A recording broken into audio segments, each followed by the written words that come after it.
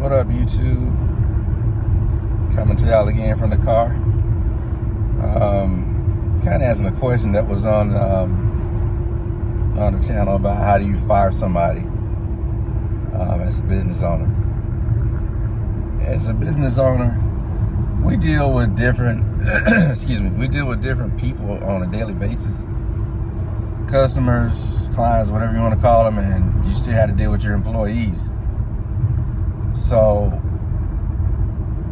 when trying to be professional to fire somebody, you got to remember how you hired that person. A lot of times we hire people on the merit that they're similar to us when it comes to certain actions and stuff.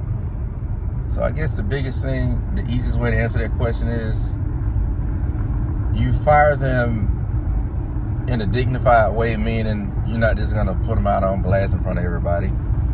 You're going to just basically give counsel while firing. Like, for instance, you got somebody that's not working at the par. Good example. So you're going to let them know, hey, you're not working at the par, you're not doing this, you're not showing up on time, whatever they're not doing. But at the same time, you're going to let them know, hey, but you did this good, you did this good, but I believe I need to let you go because it's not where I want my business to go. Nothing against you as a person. It's just that you can't work with the company anymore or work for me anymore.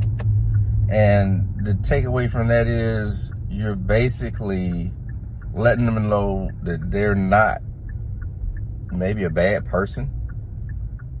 And you hope that they have success on where they're going. That's one.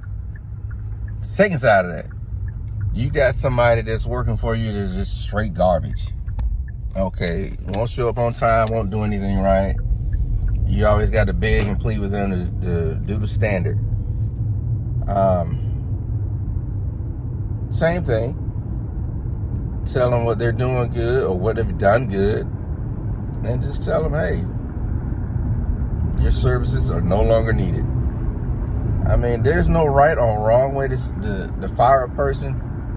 But at the end of the day, your company's name is on the line. Your company's everything is on the line. They represent you and your company, more your company. You're the face of your company,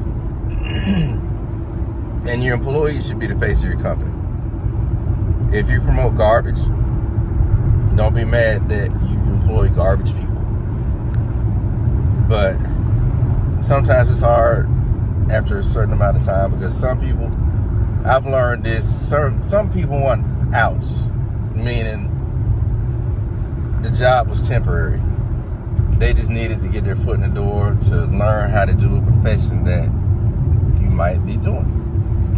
Either mechanics or hairdresser or restaurateur. You don't know. And I've seen it a lot where people will do that. They'll come into your company to get tips and ideas on how to run their business when they get out into the world to do the same thing. So keep that in mind, what type of person you're hiring. Also, too, think back to when you hired that person. What was going on in their life to why they came to you for employment? A lot of people come to you for employment. They come to you to learn, or they come to you to get something out of your business. Another thing that I learned, a lot of businesses have different techniques that they use in order to accomplish their mission.